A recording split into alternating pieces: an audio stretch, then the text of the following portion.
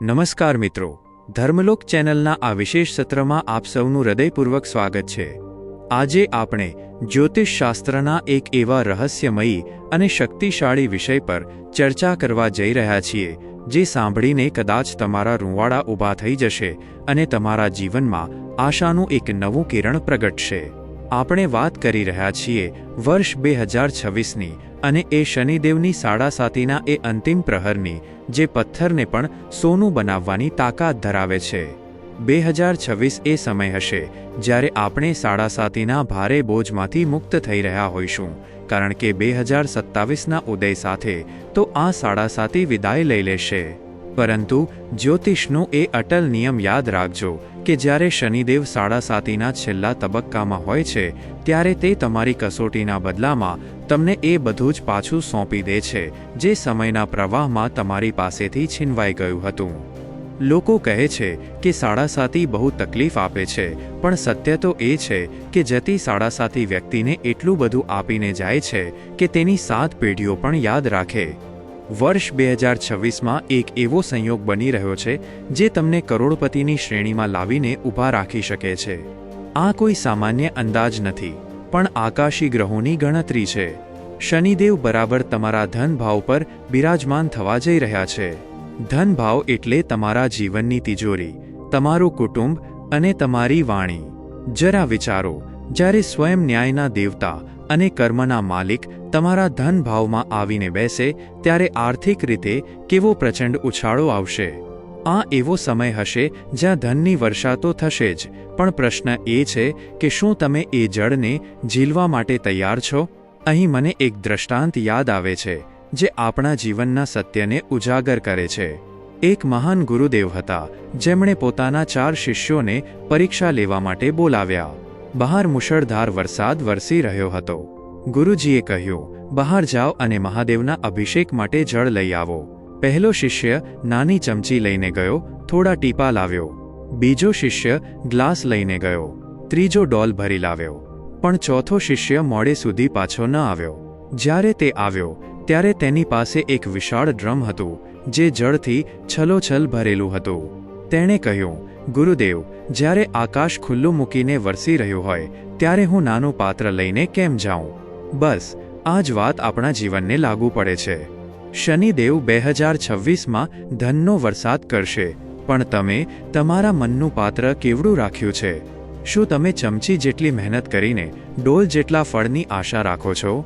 જો તમારે કરોડપતિ બનવું હોય તો તમારે એ ચોથા શિષ્ય જેવું ધૈર્ય, સમર્પણ અને દ્રઢ ઈચ્છાશક્તિ કેળવવી પડશે। આ સમયગાળામાં શનિદેવ 12 નંબરની રાશિ એટલે કે મીન રાશિમાં હશે। મીન રાશિના સ્વામી દેવગુરુ બૃહસ્પતિ છે, જે પોતે ધન અને ભાગ્યના કારક છે।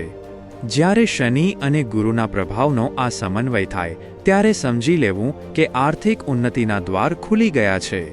શનિદેવ જે વિલંબ માટે જાણીતા છે તે હવે તમને ધીરજનું ફળ આપવા તૈયાર છે।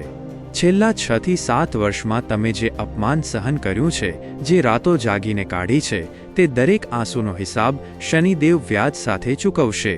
શનિની દ્રષ્ટિની વાત કરીએ તો તેમની ચોથા ભાવ પરની દ્રષ્ટિ તમારા સુખ સુવિધાઓમાં વધારો કરશે। જે લોકો પોતાનું ઘર લેવા માટે એડી ચોટીનું જોર લગાવી રહ્યા હતા તેમના માટે 2026માં ગૃહપ્રવેશના યોગ બનશે। આ શનિદેવ તમને સ્વાભિમાની બનાવશે।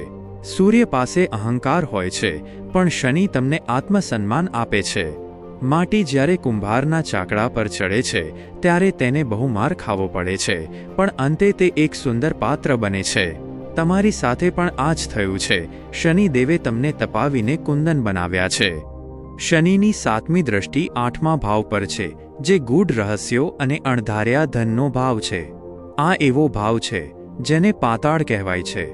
જે ધન ક્યાંક દટાયેલું હતું, જે રોકાણ તમે ભૂલી ગયા હતા, અથવા જે વારસાગત મિલકતના વિવાદો ચાલતા હતા, તે બધું જ અચાનક તમારી તરફેણમાં આવશે। અને સૌથી શક્તિશાળી છે શનિની 10મી દ્રષ્ટિ, જે તમારા 11મા ભાવ એટલે કે લાભ ભાવ પર પડશે।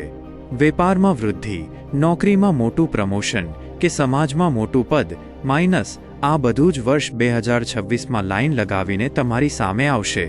શનિદેવ રાહુની જેમ ભ્રમ પેદા નથી કરતા, તે તમને વાસ્તવિકતામાં રાજા બનાવે છે. જો તમે કોઈ ગૃહિણી છો તો તમારા માધ્યમથી ઘરની બરકત વધશે. જો તમે યુવાન છો તો કરિયરની એવી ઊંચાઈ સ્પર્શશો જેની તમે ક્યારેય કલ્પના નહોતી કરી. પરંતુ મિત્રો, આ બધું મેળવવા માટે એક શરત છે. શનિદેવને અંધકાર પ્રિય છે, એટલે કે તમારા લક્ષ્યો અને તમારી સફળતાની વાતોને જગત સામે બહુ વહેલી જાહેર ન કરો. તમારી મહેનત શાંતિથી કરો અને સફળતાને શોર મચાવવા દો. શનિદેવ મહેનત કરનારના મિત્ર છે અને આળસુના શત્રુ. જો તમે 2026માં તમારી નિરંતરતા જાળવી રાખી તો તમે જોશો કે કેવી રીતે ભાગ્ય તમારી પાછળ દોડશે. આ 30 વર્ષમાં આવતો એવો મહાસંયોગ છે જે ફરી દાયકાઓ સુધી નહીં આવે. તેથી આ સમયનો એક સેકન્ડ તમારા માટે કિંમતી છે. તમારા જીવનમાં સમર્પણ લાવો, મનમાં ધૈર્ય રાખો અને કર્મમાં નિરંતરતા રાખો. તમારા જીવનમાં જે પણ અંધકાર હતો, હવે તે દૂર થવાનો સમય આવી ગયો છે. શનિદેવના આશીર્વાદ તમારી સાથે છે. જો તમને ધર્મલોક ચેનલની આ રજૂઆત ગમી હોય અને તમારા હૃદયને સ્પર્શી હોય તો વિડીયોને લાઇક ચોક્કસ કરજો. તમારા વિચારો અને અનુભવો કોમેન્ટમાં લખજો, કારણ કે તમારી એક કોમેન્ટ બીજા અનેક લોકોને પ્રેરણા આપી શકે છે. જય શનિદેવ લખીને આ ઉર્જાનો હિસ્સો બનો. અને હા, જો હજુ સબસ્ક્રાઇબ નથી કર્યું તો હમણાં જ કરો, જેથી આવી જ્ઞાનસભર વાતો તમારા સુધી પહોંચતી રહે. ઈશ્વર તમારી દરેક મનોકામના પૂર્ણ કરે અને 2026 તમારા જીવનનું શ્રેષ્ઠ વર્ષ સાબિત થાય તેવી પ્રાર્થના. ફરી મળીશું એક નવા વિષય સાથે. ત્યાં સુધી જય શ્રી રામ.